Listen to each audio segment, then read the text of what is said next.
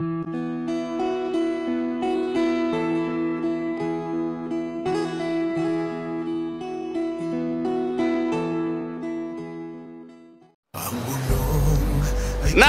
po ba ninyo nung basahin nung korte sa Netherlands yung charge kay Pangulong Duterte? Kailangan malaman po ninyo ito. Arraignment, binasa po yung charge. Lumilitaw po ang mga napatay daw sa panahon nang siya'y mayor at nung siya'y maging Pangulo ng ating Republika magmula noong 2011 hanggang 2019. 43 katao lang. Yun po ang binasa. 43 individuals were killed between November 2011 and May 2019, or a span of 8 years. Sa mga tweet, mga kababayan, sa loob ng 8 taon, 43 napatay pala. Alleged victims o pinatay daw ni Pangulong Duterte. Napansin po ba ninyo nung panahon na napatay yung SAP 44 in Mama Sapan? 44 na pulis ang napatay sa isang araw lang. Ngunit kahit kailan, wala man lang nagsuplong sa ICC. Pagkatapos, huhulihin mo yung tao na nagpasya ng gumawa, nagsakripisyo para gawin ito, sapagkat ang kanyang buong paniwala, ito lang ang paraan para ipagtanggol niya ang kanyang mamamayan, para proteksyonan niya ang kanyang mamamayan, para bumalik ang kumpiyansa, para bumalik ang pagtitiwala ng lahat ng Pilipino sa gobyerno at sa kanyang pamahalaan. Ito ngayon ang iginanti. Ito po ang ginanti sa kanya. Nandun siya ngayon, nag-iisa. Lilistisin ng banyagang hukuman. Ipinagkanulo ng Pilipino ang sarili nilang Pangulo na walang inisip kundi ang kapakanan ng kanyang bansa. Baka dumating po ang pagkakataon. Baka dumating po ang pagkakataon, mapalitan si Dr. Jose Rizal. Baka ang maging national hero natin ay si Pangulong Duterte.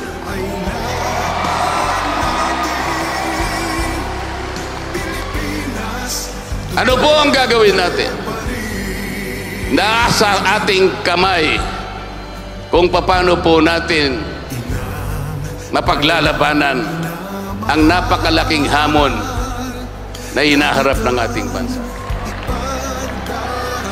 Maraming salamat po, Governor Nina Richie Henares. Sa lahat po ng mga leaders ng lalawigan ng Rizal na nandito ngayon, na isa-isa pong ipinakilala ng ating butihing gobernador, pati po yung mga kumakandidato, lalong-lalo na po sa 4 na distrito ng Rizal na ipinakilala rin. Ako po'y tuwang-tuwa sapagkat pati po ang mga incumbent mayors, 13 munisipyo ng lalawigan ng Rizal at isang syudad ay presente po silang lahat sa hapong ito. Isang tao lamang po ang makakagawa noon para mapadala mo complete attendance ang 13 mayors ng mga bayan at isang syudad dito sa buong lalawigan ng Rizal. Mangangailangan ka po ng isang living legend para magawa mo yan. Governor Ito Henares, ang akin pong kaibigan. Maraming salamat din sa iyo, kaibigang Senatorial Board Jimmy Bondoc. sa pagbibigay mo ng kasiyahan sa ating mga nagluluksang kababayan dito sa lalawigan ng Rizal. Ang totoo po, lahat po tayo'y nalulungkot sa bilis ng mga pangyayari na naganap sa ating bayan. Bigla na lang pong hinuli ang ating dating Pangulo at ang kanyang pagkakahuli hanggang ngayon ay hindi po maliwanag at hindi po ipinapaliwanag ng pamahalaan. Ang sabi po nila ay nag-issue ng warrant of arrest ang ICC. Ito po yung International Criminal Court. At ang sabi po ng pamahalaan, ginawa lang nila ang kanilang tungkulin, ang kanilang obligasyon sa Interpol, at sinerve po ang warrant sa dating Pangulong Rodrigo Duterte. Ngunit mapapansin po ninyo, hindi man lang po natin nakilala kung sino yung representative ng Interpol na nag-serve ng warrant of arrest. Ang tanging nagsasalita lamang po doon na nakita natin ay yung isang General Torre at yung kanilang tagapagsalita. Wala po yung representative ng Interpol. Paano mangyayari na isa-serve mo ang warrant of arrest na kinors ng ICC sa Interpol kung wala yung mismong representative ng Interpol na magsaserve ng warrant?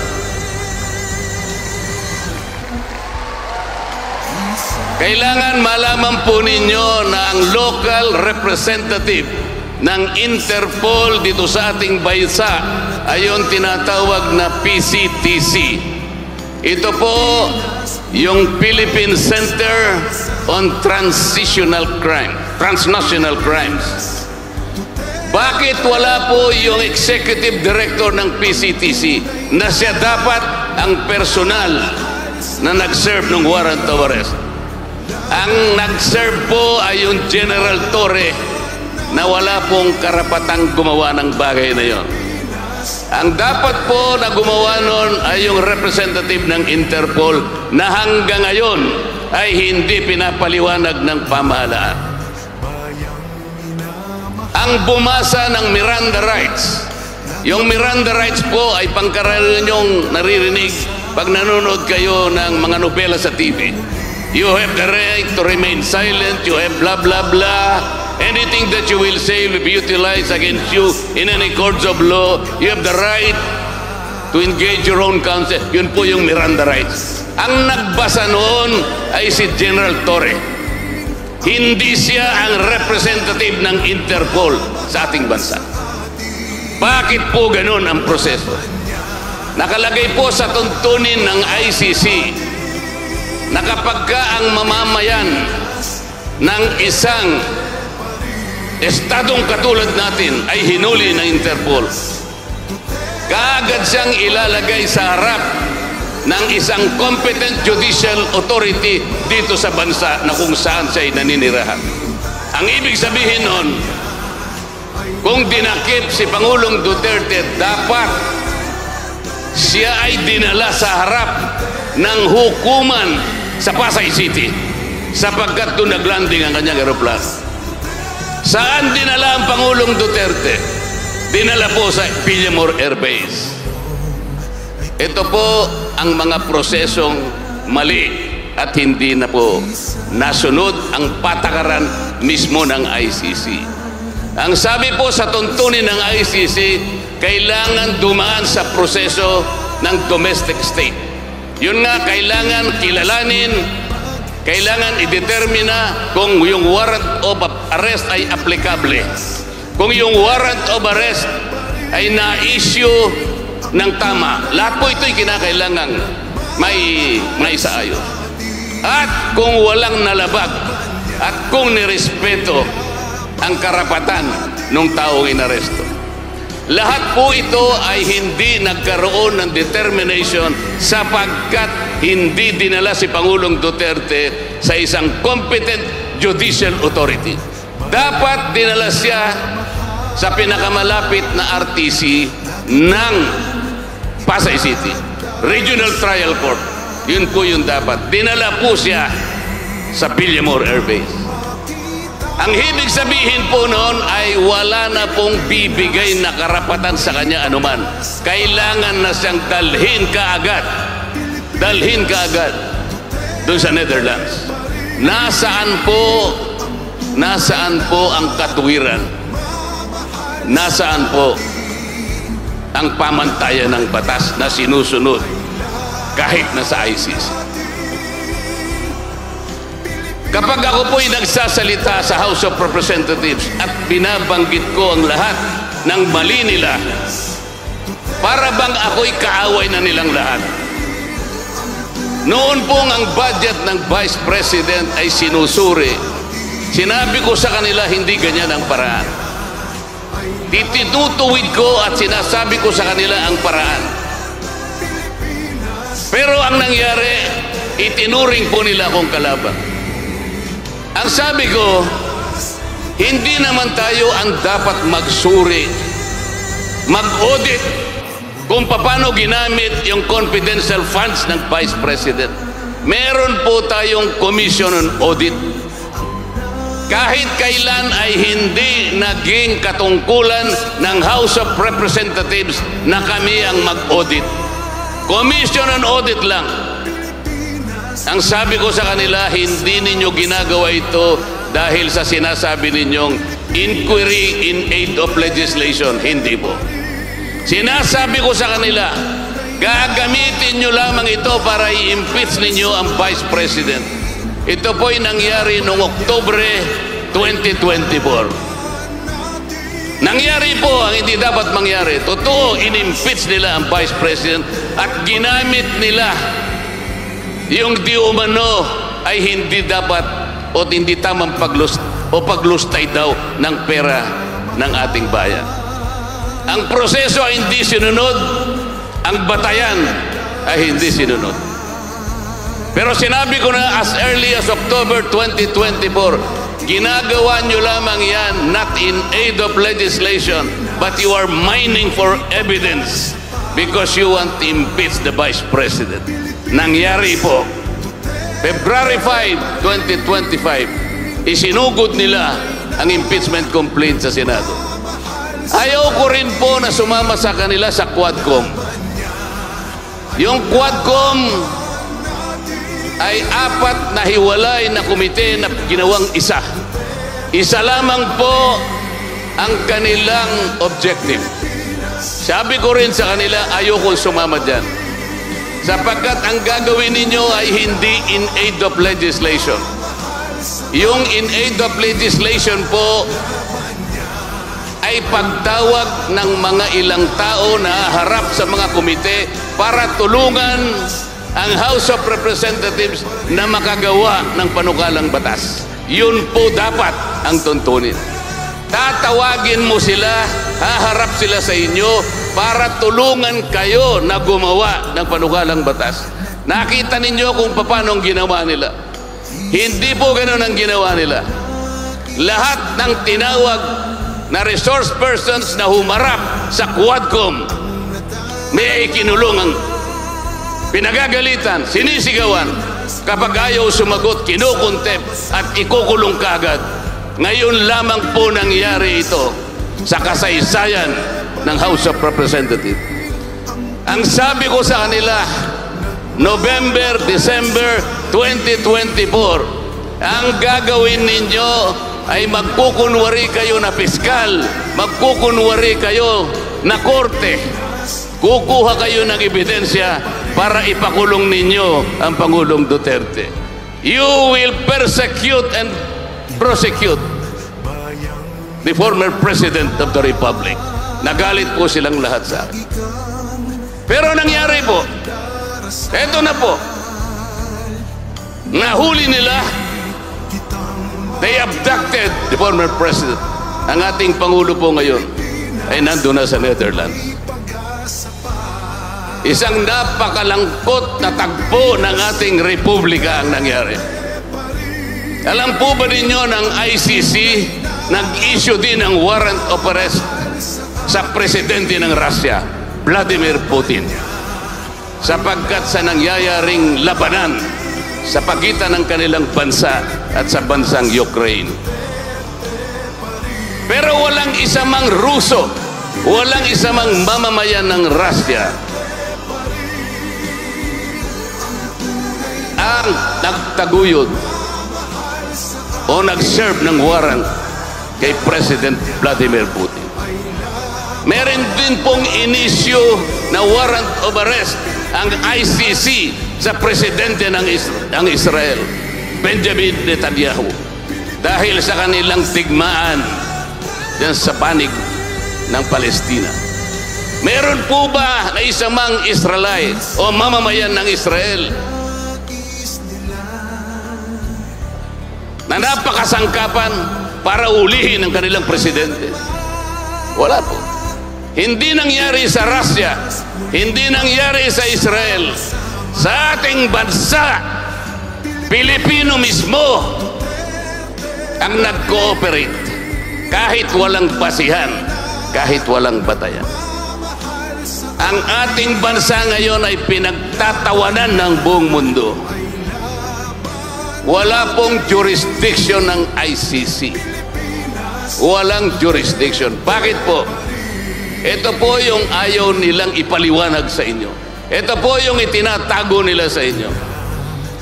Tayo po ay nag-withdraw sa Rome Statute Marso 2018. Sa tuntunin po ng ICC, kailangan po ay meron pang 1 taon bago magkaroon ng effectivity yung withdrawal. Sa makatwid, March 2019, effective na po yung withdrawal sapagkat 1 taon na po ang nakaraan. Ang pagkakamali po ng prosecutor ng ICC, nung siya'y humingi ng authorization, lagpas na po, effective na po yung withdrawal. Ito po yung ayaw nilang aminin. Hindi na kailanman dapat nag-cooperate ang pamahalaan sapagkat effective na yung withdrawal ng ating bansa sa pamamahala ng ICC. Bakit nagpakasangkapan ng ating bansa? Dahil po sa politika lang. Dahil lang sa politika. Kagaya po nung sinabi ni Ms. Cathy Binag kanina, maaari pong nagkaroon ng collateral damage nung isulong ng Pangulong Duterte ang kanyang programa laban sa droga. Bilang isang presidente, yun ang kanyang layunin. Iligtas niya yung kanyang mamamayan sa nakikita niyang panganib ng paggamit, malawak ang paggamit ng droga. Iniisip niya ang kanyang mamamayan, ang mga pamilyang nasisira, ang krimen na lumalaganap, ang katahimikan ay nakokompromiso sapagkat gusto niyang bakahin ang problema at ang mga biktima na masasangkot dito sa paggamit ng droga. Yun ang kanyang layunin. It was a legitimate government program. It was never questioned by any agency of government during his term. Ang totoo po, wala ni isa man na nagdemanda sa kanya. Nung panahon na siya'y nakaupo, at lahat ng ahensya ng gobyerno binigyan ng budget yung kanyang programa kontra droga. Napansin po ba ninyo nung basahin nung korte sa Netherlands yung charge kay Pangulong Duterte? Kailangan malaman po ninyo ito. Arraignment, binasa po yung charge. Lumilitaw po ang mga napatay daw sa panahon nang siya'y mayor at nung siya'y maging pangulo ng ating republika, magmula nung 2011 hanggang 2019, 43 katao lang. Yun po ang binasa. 43 individuals were killed between November 2011 and May 2019, or a span of 8 years. Sa makatwid, mga kababayan, sa loob ng 8 taon, 43 napatay pala. Alleged victims o pinatay daw ni Pangulong Duterte. Napansin po ba ninyo nung panahon na napatay yung SAP-44 in Mama Sapano? 44 na pulis ang napatay sa isang araw lang. Ngunit kahit kailan, wala man lang nagsuplong sa ICC. Isang araw, 44 ang namatay.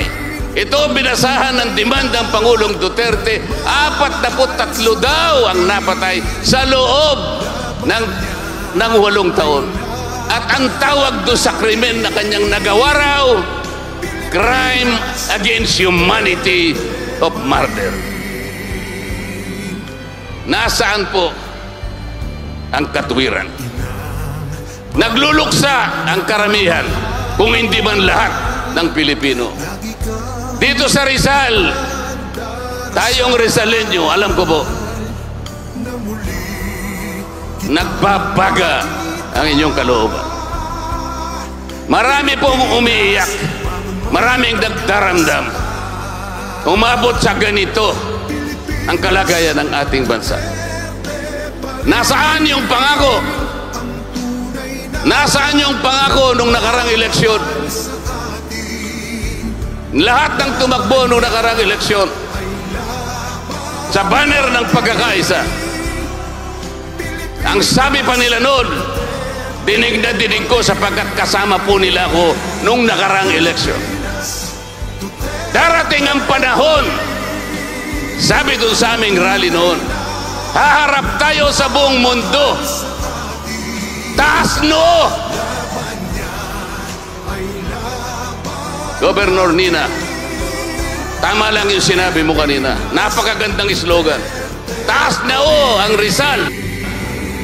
Pero ngayon, malungkot ang Rizal. Nakayuko ang Rizal sapagkat nahihiya tayo sa nangyari.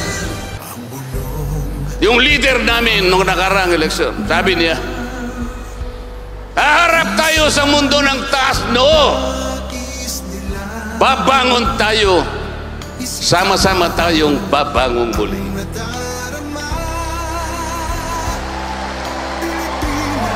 Nasaan ang pangako?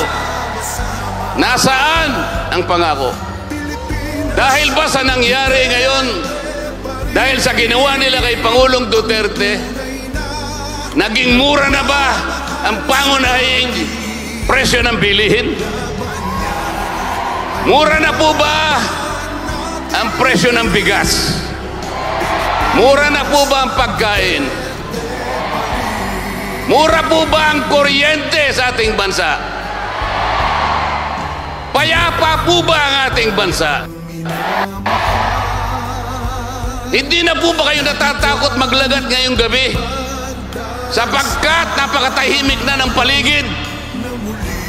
Wala na po ba ang mga kriminal ngayon? Bibigyan ko po kayo ng isang mabuting halimbawa kung ano ang kabutihan na nagawa ng drug battle ni Pangulong Duterte. Yung kahabaan po ng Commonwealth Avenue, magsimula ka sa Pilcoa hanggang sa katapusan ng Fairview. Ilang barangay po ang dadaanan mo dyan? Kundi po ko nagkakamali, 7 hanggang 9 na barangay. Nung wala pa po yung kampanya kontra droga, between 35 to 40 incidents ng pagnanakaw ang nangyayari sa mga barangay. 35 to 40 every day ang nangyayari. Pagkatapos ay itaguyod ni Pangulong Duterte ang laban kontra droga, doon lang po nagkaroon ng kapayapaan, yung kahabaan ng Commonwealth.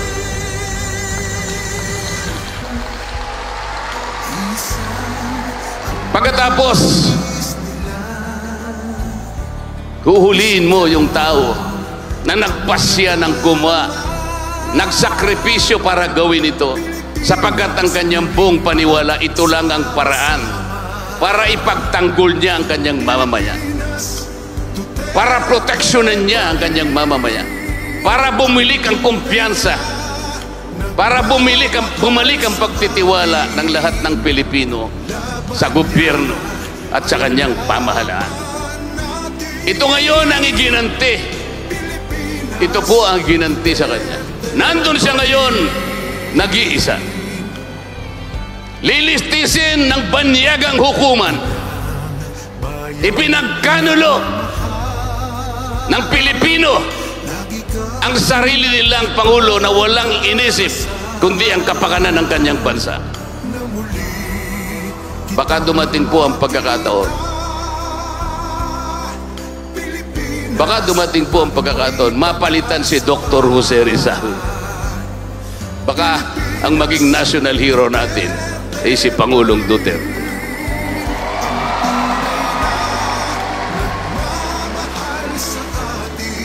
Ano po ang gagawin natin?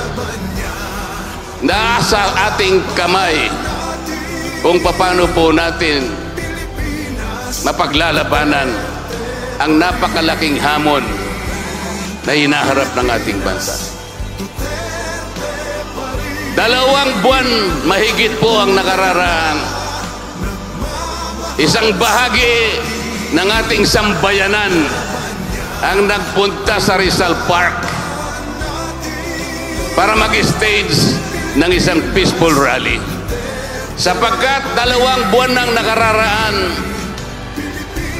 napansin po nila ang pangangailangan sa pagkakaisa at kapayapaan. Nanawagan po yung grupo ng ating mamayan na yun. Ang estimate po nila ay about 2 million sa Luneta lang. Another 2 million sa iba't ibang panig ng ating bansa. 4 na milyon tao sa isang araw ang nagrally para sa tinig lamang ang pangangailangan ng pagkakaisa at kapayapaan sa ating bansa. Vox Populi, Vox Dei.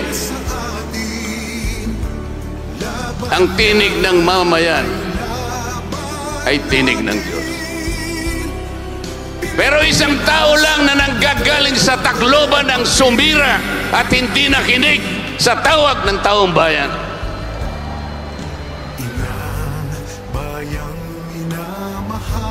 Salus Populi est Suprema Lex. Ang kapakanan, ang welfare ng bansa ay ang pangunahing batas. Nasaan ang pangako ng pagkakaisa? Naharap na naman tayo sa pagkakawatak-watak sa nangyari ito. Hindi ko po alam kung sino ang advisor ng pamahalaan. Hindi ko po alam kung sino ang nag-a-advise sa kanila. Kung bakit ginawa nila ang bagay na ito. Anong bansa ang uunlad sa harap ng ganitong pangyayari? Nasa inyo pong mga kamay, mga kababayan. Magkakaroon po ng eleksyon. Sandali na lamang po. Pupunta na naman po sa inyo ang mga kandidato. Lalong-lalo na po yung kumakandidatong senador. Saan panig sila? Saan panig sila? Ano ang ipapangako nila sa inyo? Yung isang team na yon, nagsalita ba isa man sa kanila sa nangyari sa Pangulong Duterte? May narinig ba kayo sa kanila kahit isang salita lang? Bakit? Wala ba silang pakialam sa ating bansa? May isa man ba sa kanila na nagsalita tungkol sa bagay nito? Wala po. Bakit tahimik silang lahat? May nagsalita ba kung bakit napakataas, ang kahirapan ng ating bansa ay halos igupo na lahat ang pag-asa ng mamamayan? Anong masasabi nila? Nagsalita ba sila? Yung taas ng kuryente na binabalikat ng bawat Pilipino, meron ba nagsasalita sa kanila? Pagkatapos pupunta sila sa inyo. Pupunta sila sa inyong lahat. May dala-dalang ayuda.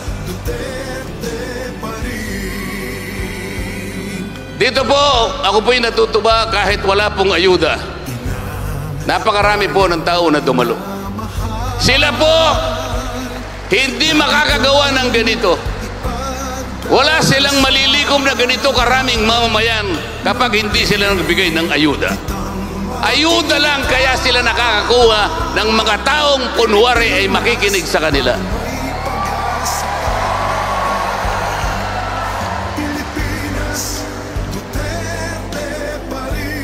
Ang ayuda po ay hindi na dapat ipadaan sa mga politiko. Totoo lang po. May ahensya po tayo ng pamahalaan. Ang ginagamit po nila ngayon para lamang baka malinlang nila kayo, baka mailigaw nila kayo. Nasa silaw ng konting salapi na ibibigay, may pagkamali ninyo na yun na yung serbisyo na ibibigay nila sa inyo sa loob ng 6 na taon. Kahit na 10,000 pa ang ibigay sa bawat botante, kung sila'y uupo ng 6 na taon, ang katapat ng 10,000 na yon ay 5 piso sa isang araw. Yun po ba ang inahangad ninyo sa kanila? Yun ba ang inaasahan nyo sa kanila? Yun na lamang ba ang ibabayad nila sa inyo sa kanilang pagpunta sa inyo at paghingi ng pagtitiwala sa inyo na ibalik ninyo silang muli sa Senado? Nasa inyo pong mga kamay ang kapangyarihan. Nasa inyo pong mga kamay. Naharap po ang ating bansa sa krus na daan ng ating politika. Kailangan wag po tayong magkamali. Magpakaingat tayo. Sabi ng aking kaibigan at senatoriable Jimmy Bondo, vote wisely. Tama naman po yun. Alam ko po dito sa Rizal, sapagkat gumawa na ng kautusan ang ating living legend. Nakiusap siya. Siya naman hindi na mumuwersa eh. Siya naman bubulong lang eh. Minsan ngingiti lang eh. Alam na nila kung anong gusto niya. Ang sinabi niya, lahat po ng mga mayors ng Rizal susuportahan si Dante Marcoleta. Alam ko pong mangyayari yun sapagkat ang nagsalita ay isang living legend. Walang makakatanggi sa kanya. Hindi dahil sa ayaw nilang tumanggi, kung hindi sapagkat hindi siya matatanggihan. At kung ako po ay magna-number 1 sa Rizal,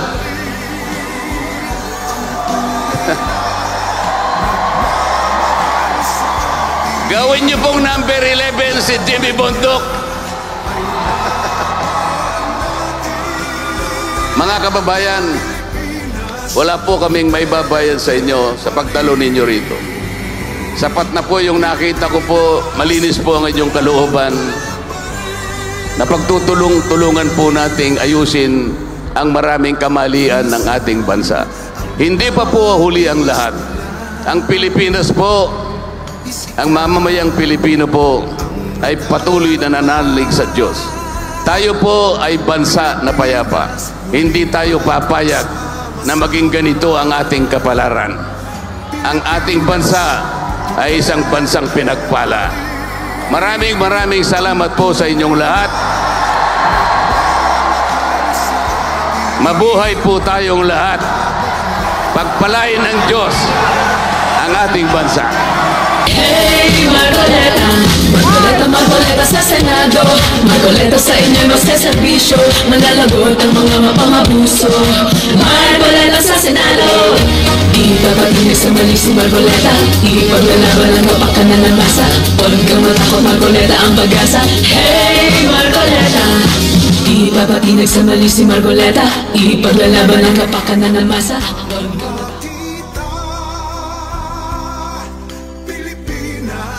bangon may pag-asa pa. Pilipinas,